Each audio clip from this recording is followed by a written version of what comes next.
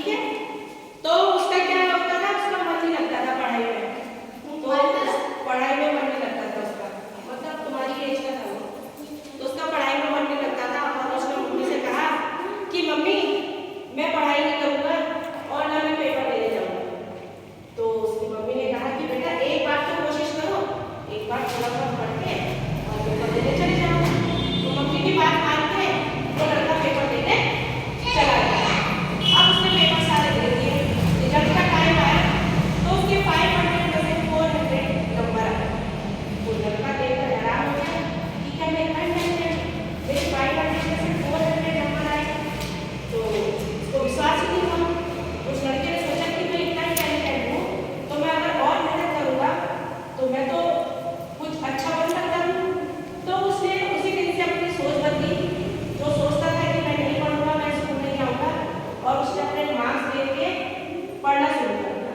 और जब पढ़ना शुरू कर दिया तो हर क्लास में वो अच्छा परफॉर्म करने लगा, हर क्लास में फर्स्ट आने लगा और बड़े होके वो एक क्या बन गया, गवर्नमेंट इंजीनियर बन गया।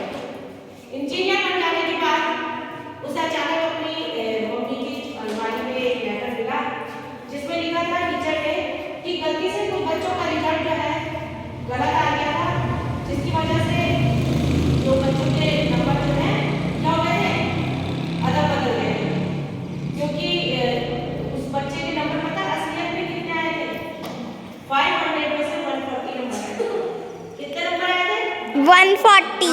140 मतलब 140 नंबर उसके 500 में से आए थे। लेकिन जब रिजल्ट अदल बदल गया तो कितने उसको मिले, 400 नंबर मिले। तो उसकी सोच बदली, और जब उसकी सोच बदली ना तो उसका जो बिहेवियर है वो चेंज हो गया। जो पढ़ना नहीं चाहता था उसने पढ़ना शुरू कर दिया। तो ये सब किसकी वजह से हुआ कि वो एक अच्छा इंजीनियर बन गया, एक अच्छी सोच की वजह से कि मेरे इतने नंबर आए तो मैं और पढ़ाई करूँगा तो मैं और होशियार बनूंगा। तो उसने ऐसे ही करा और जब उसने देखे ना मार्क्स अपने तो वो हैरान हो गया, उसको विश्वास ही नहीं हुआ।